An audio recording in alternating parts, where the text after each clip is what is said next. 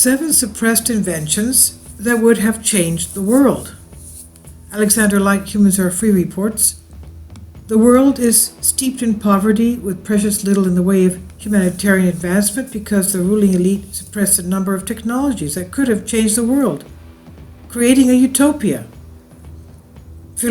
Paul Phillips reports, attempting to bring their innovations to the world at large, the brilliant inventors of these technologies were given a hard time by the big boys. So without further ado, here are some of those technologies. 7 suppressed inventions that would have changed the world with the circumstances surrounding the inventors. And we also have a statue of Tesla. It looks as if he's around, that looks like to me that I've been there once at least. Niagara Falls it looks like, and that bridge is the bridge that goes between Canada and the United States. In the middle of that you can straddle with your legs and you'd be half in Canada and half in the United States. So anyway, the first was Nikola Tesla, 1856 to 1943, and the Wardenclyffe Tower project of free energy. Nikola Tesla says electric power is everywhere, present in unlimited quantities, and can drive the world's machinery without the need of coal, oil, gas, or any other fuels. Okay? Electric power everywhere, unlimited, free, and can drive the world's machinery without fossil fuels or any other fuels. That's amazing. Multi-talented Tesla cut across many disciplinary boundaries. His genius gave rise to a number of world-changing inventions. One of the most famous experiments and inventions was the Wardenclyffe Tower project. It was Tesla's attempt to provide everyone on the globe with free energy through harnessing electricity from Earth's ionosphere by means of these towers. Without wires, the towers could transmit the harnessed electricity to ground-level areas requiring it. But Tesla's funding was stopped. His equipment and lab was burned down together with the related intellectual property because it posed a threat to undercutting the cost of the conventional electricity grid system. If Tesla's Wardenclyffe Tower project had been allowed to flourish and not be destroyed, then today we could well be living in a utopia. Tesla died, a poverty-stricken, lonely, and forgotten man in New York City. Number 2 is Raymond Rife, 1888 to 1971, and his universal microscope for curing cancer. After successfully curing a number of cancer patients, the Rockefeller-owned American Medical Association, AMA, later had his work laid down to rest by closing down Rife's setups and even seizing his equipment. Essentially, Rife refused to hand over the rights of his work to AMA because he saw moneyed interests as hidden interior motives. That cancer machine would not be allowed to the world at large because the AMA and the medical pharmaceutical establishment didn't want the cure out. Now that would mean customers lost in more revenue, so they have to keep up the treatment that only takes care of the symptoms, guarantees the cancer returns, and this is a cycle and of a repeat business. After years of ensuing court cases with the big boys of this cancer establishment having had little money, he was exiled in Mexico to avoid imprisonment in the United States. He died there of alcoholism. The pressures or harassment related to the legal battles and constant threat of imprisonment had been too much for him. Number 3 is Wilhelm Reich, 1897 to 1957, cloud busting and weather control. William Reich built an instrument he called the Cloudbuster, which successfully induced weather change. It's been used to break many droughts by producing clouds that make rain. This workable machine for making rain clouds for crop irrigation in drought areas was stopped by those ever-watchful lackeys, allowing something like this cloud could lead to food abundance and greatly contribute to ending world hunger. Can you imagine if you had rain and cloud and all this taking place over the desert areas of Africa and how that would change? Anyway, going back to this, however, the controllers did not want this change, and it would be this was forgotten. Consequently, Reich was hounded by the likes of Food and Drug Administration, having accused him of fraud and deception with his Cloudbuster instrument, and his equipment was seized and destroyed. His last days were spent in prison, where it was claimed he died of a heart attack. Number 4 is Linus Pauling, 1901 to 1994, The Unified Theory, Cure for Heart Disease. Pauling had worked with Matthias Rath. They came up with a unified approach to curing heart disease.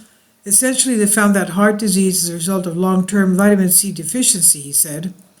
The solution is to treat patients with frequent high doses, 6 grams a day, of vitamin C while using the amino acid lysine and proline to remove the atherosclerotic plaque lining the inner walls of the blood vessels that cause a narrowing or a blockage of the space of the blood vessels, which is responsible for restricting blood flow and cardiovascular disease. But due to greater interest, the therapy was not allowed to get attention. Number 5, Stanley Meyer, 1940 to 1998, and the car that runs on water. Meyer invented a car that ran on water instead of conventional fossil fuel gasoline. The car was able to travel from New York to Los Angeles on only 22 gallons of water. The engine system was fitted with a fuel cell that was able to split water into its components, hydrogen and oxygen. You know, that little experiment we always do in chemistry, you know, those 2 little tubes, and then the teacher would light a little match on top of the oxygen tube and it would start flaming. And that's what this was doing, the electrolysis of water into hydrogen and oxygen. The burnt hydrogen was the fuel source used to generate the necessary energy to power the car. And there's a video there if you want to see that. And along a documentary detailing the technology and how it works. Now, with such energetic sustainability, Meyer's invention could have made a revolutionary contribution to our planet's environment and the economy. If the full specification of his work had been allowed to be published, we'd be using his technology today.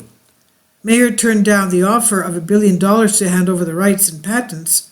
For this refusal, it's been said that he died of uranium poisoning. He was too much of a financial threat, they thought. Alexander, it's important to know that Stanley Meyer was not the only person to invent the water-powered car, and there were more doing this. Now, 6 is Harry Hoxsey, 1901 to 1974. The Hoxsey remedies for curing cancer, developed and handed down for successive generations. Harry Hoxsey was able to use a herbal remedy and an externally applied paste to successfully treat cancer, he says. Now, herbal formula detoxified the body, boosting the immune system, while the external paste got rid of tumors on the outside. And from this, 17 private cancer clinics had been established throughout the U.S. In the mid-50s, a number of doctors reviewed Hoxsey's work and came to the conclusion, quote, this clinic now has under treatment or observation between 4,000 and 5,000 cancer patients. It handles approximately 90 patients per day. Approximately 100 new patients per week come to the clinic seeking relief, and the evidence we have seen indicates that approximately 90% of these are terminal cases. Over the years, the clinic has accumulated more than 10,000 case histories, photographic studies, and X-ray studies from all over the United States, Canada, Alaska, Mexico, Hawaii, Central Zone, and elsewhere. We find as fact that the Hoxsey Cancer Clinic in Dallas, Texas is successfully treating pathologically proven cases of cancer, both internal and external, without the use of surgery, radium, or X-ray. Some of those presented before us have been free of symptoms as long as 24 years, and the physical evidence indicates that they are enjoying exceptional health at this time. We are willing to assist this clinic in any way possible in bringing this treatment to the American public. We're willing to use it on our own patients. Now, the above statement represented the unanimous findings of this committee. In testimony thereof, we hereby attach our signatures, and is signed by Edgar Bond, MD, Willard Palmer, MD, Hans Kalm, MD, A.C. Tibbs, MD, a whole number of MDs here. So having got the news the AMA tried to buy the treatment, Hoxsey refused on the grounds that they would not give it to the poor people free of charge. He wanted the poor to have it free of charge, you see. So a long legal and political battle enraged with much media interest. Several thousand people testified that they had been cured using Hoxsey's work, while the AMA refused third-party evaluations. In spite of these circumstances favoring Hoxsey, in winning his case, the medical fraternity soon branded him as a quack or charlatan. He continued his treatment over the years and was arrested about 100 times. Each arrest he was able to make bail and continue. The fact that no patient would testify against him and the acting district attorney brother was cured by his methods may well have been the reason for his continual reprieve. Eventually, though, the FDA managed to seize the remedies from the patients' homes and even shut down his clinics. Ironically, Hoxsey contracted bladder cancer and had to be operated on since his methods did not work on him. This story, however, does have a good ending. A former nurse in one of his clinics, Mildred Nelson, took the treatment to Mexico. The clinic, under a different name, still exists to this day, and by all accounts is deemed to a compassionate, caring, and most of all, successful 80% cure rate, with medical records to prove it, institution. The authorities, the NCI, have deliberately looked the other way. And then we have the suppression of flying saucer technology of Germany. They developed the anti-gravity flying saucer technology during 1940s. It's been said that the secret base was made in the Antarctic, which housed them. Then, in the latter part of 1945, the super UFOs, flying saucers, moved to another military base, Schwarz Zone, Black Sun on the dark side of the moon, they said. Well, okay, look, I'm just saying what this article says. Now, using the saucers on the dark side of the moon, when the time was right, and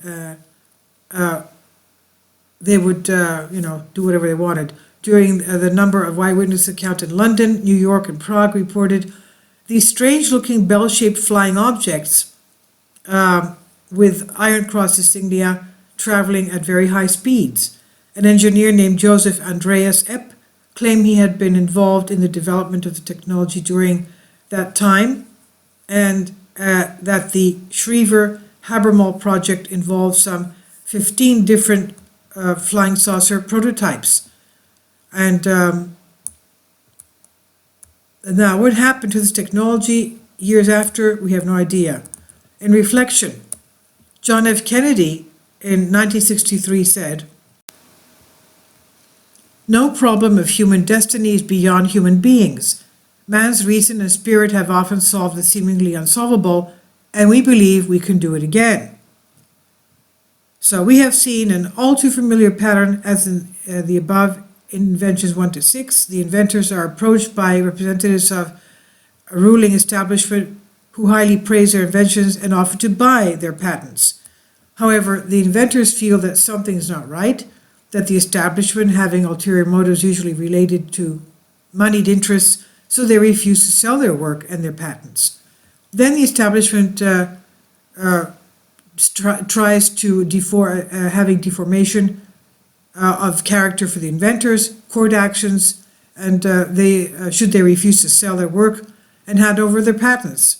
Now, the answer to the many so-called incurable diseases do exist, and there is an infinite abundance of energy for all of us to tap into. While we need to take necessary and just action instead of giving too much attention to materialism, we need to shift our focus on how our thoughts can manifest reality and the kind of reality that we really want, that takes us from scarcity to abundance, divided and ruled, to unite, from war to peace, etc. These suppressions and others need to be known to the world. Okay, so this is by Humans Are Free, Alexander Light, and it's Creative Commons.